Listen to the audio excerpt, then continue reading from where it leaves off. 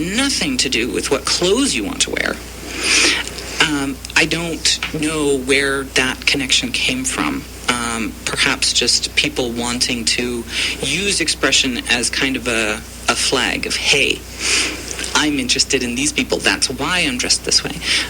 Online, a group of us were joking of how can we use our expression to show that we are non-binary so that people can see that we're not male or female. And we were kind of thinking about, back in the 80s, 90s, where gay men would wear one earring. So we kind of took that, rolled with it, and thought, okay, if we just put nail polish on just our thumb, then everybody will know. That one didn't take off. No, that didn't take off. That didn't go very far. But it was a funny conversation because we wanted it to be small so that the rest of our expression could still meet our individuality. There's a woman's uniform and a man's uniform, I guess you could say, but there is no androgens uniform, so to speak. Yeah, non-binary and genderqueer individuals. It's like, well, what do I wear so that people would know, so that people can see me and then respect who I am, because your expression really shows who you are as an individual. Do you love purple and live in purple all the time? You would get known perhaps as, oh yeah, that person who always wears purple. And it becomes a part of your expression. Not necessarily gender related, but our expression is not entirely gender based. We have many, many, many preferences outside of our gender identity and expression. So, no, there isn't a non-binary kind of uniform or clothing style. That's something that I get asked about a lot. Like, what do you choose to wear? How do you identify? And it's like, well, no such clothes exist. So what am I supposed to wear? I don't know. So while we're on the topic of terminology, gender expression, gender identity, can we talk about the word transgender? I know for Spokane trans people, it's trans, and then there's an asterisk. Yes. So, and you and I have communicated, Seven, you and I have communicated via email, and you've talked about trans men, and again, you use the asterisk. So I do. That kind of came about online. That asterisk is in place because we have many words that start with trans. And so rather than listing each identity that starts with the word trans, transgender, transsexual, transmasculine, transfeminine, trans. So we just put an asterisk in so that we're showing inclusivity. Exactly. We're being inclusive. So we're not just speaking about just trans women. We're showing that we're not just a space for binary individuals, men and women.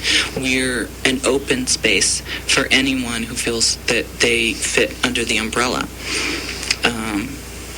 That was really, really important at the beginning, because I'm facilitator, and that's really important to me. That's why it's great to be the boss. It is. Good gig if you can get it.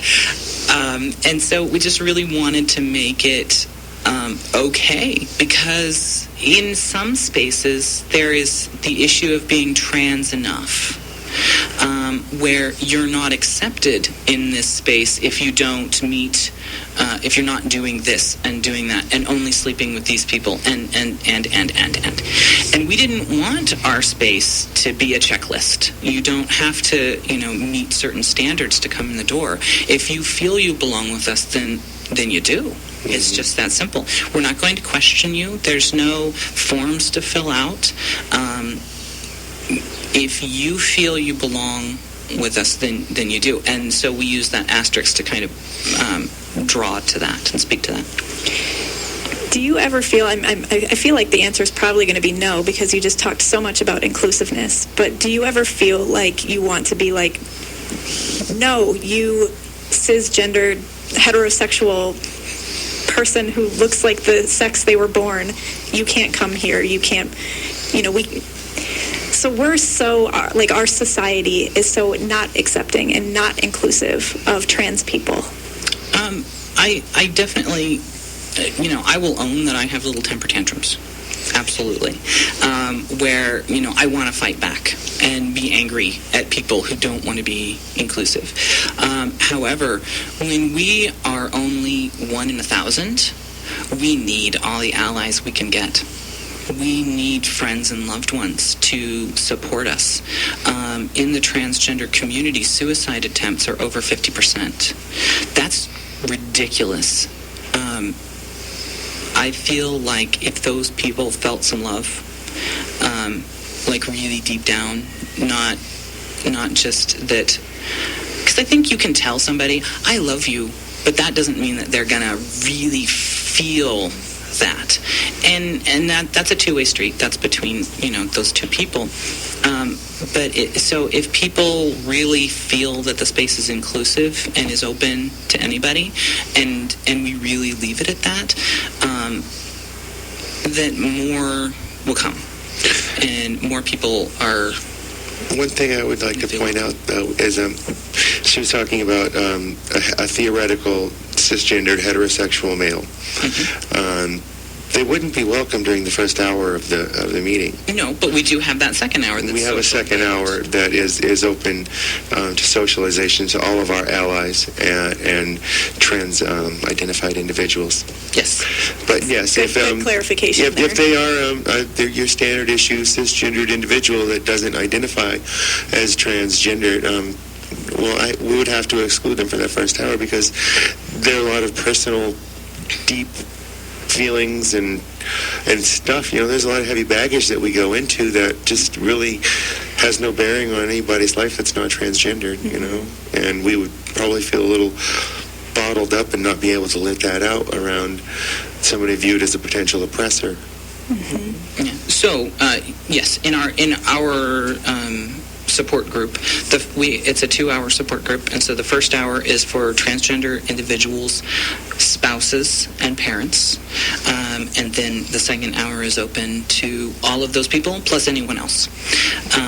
So we've kind of divided it into support and then social, and those two, they overlap. We're not strict with that, but as far as who is welcome at each time, that's how we kind of allow for to air anything that might be potent or hard to talk about. It's really amazing to go from being the minority in any space, darn near, to being the majority. Just allowing that space and to recognize that and go, we are the majority right now.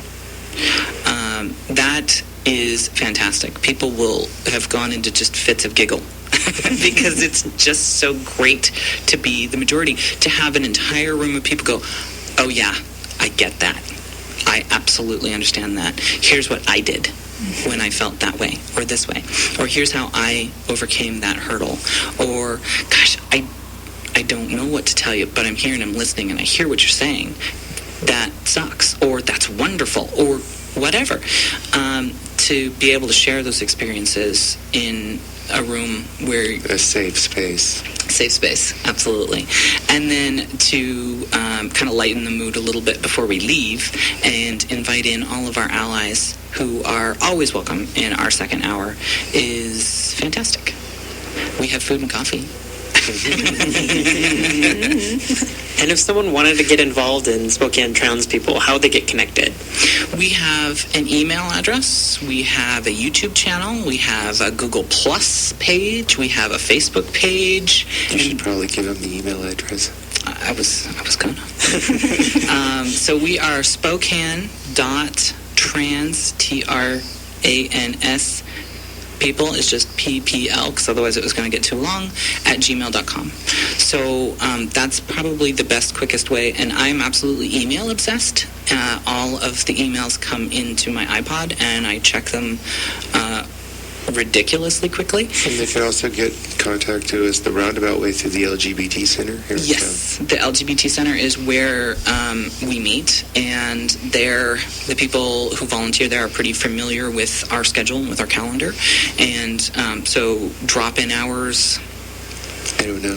I don't know what those are. I think it's noon to 6, but I'm not actually sure. I see Ian shaking I his head over think there. so. I'm uncertain as well, but I believe those are the hours. That's about what it is, and that's Monday through Friday. So you can drop in at any point in time just to chat with the LGBT Center, to get involved with them, or to get involved with us. And if you're listening and you weren't able to catch that email address or just need somebody to send it to you, feel free to send us. You can contact us at our email. If you're listening online, you can just click the contact us or 50% at kyrs.org, and that's spelled out thank you. FIFTYPERCENT at kyrs.org, and we will make sure that you get in touch with the right people. Awesome. So I want to talk about feminism. Yeah, So- that's what the focus is.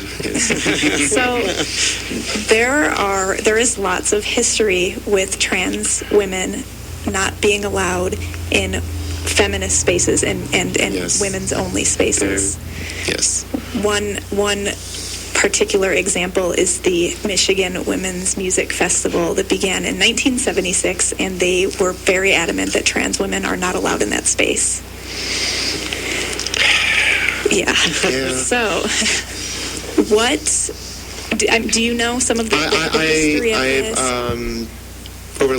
Yes, I'm very familiar with the issue. I've read a number of blogs on both sides of the issue, and it's a real sticky one. It really is.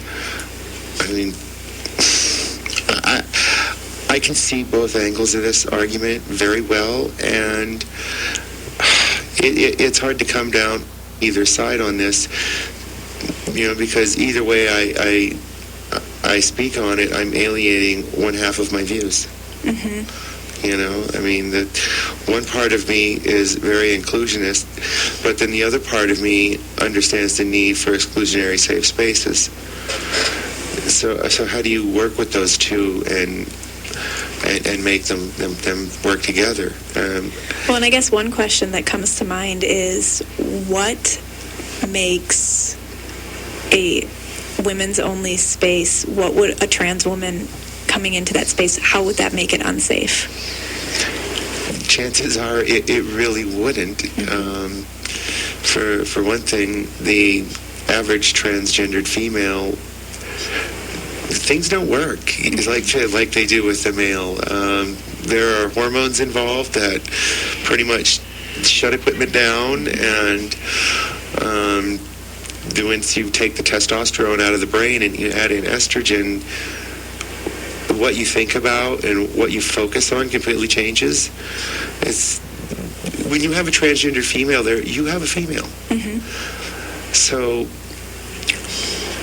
I mean, I could see some of it being like life experiences. yes, I understand But if that. we That's have- why if I we- feel like why I started thinking about the exclusionist policy. It's like, yeah, you're right. Transgender females don't have the lived experience from birth to whenever they transition as a female. There's a lot of life experience that is not had. But there is a lot of life experience that is overlapped. When I'm walking down the street, people see a girl. Mm-hmm. They treat me like a girl. I don't get male privilege. Mm-hmm. That got revoked a while back, Right. Did I digress? No. Not Okay. at all. And I think if they were to welcome in trans women and open that policy, I think that we'd probably get back to what we were talking about earlier, that people are people. And allowing trans women into that space would help in that socialization, in some of the healing that needs to happen. Sisterhood is huge and powerful. And to bring trans women into that space, to share with them, you've created a sister, you've given a powerful life experience that can't ever be taken away.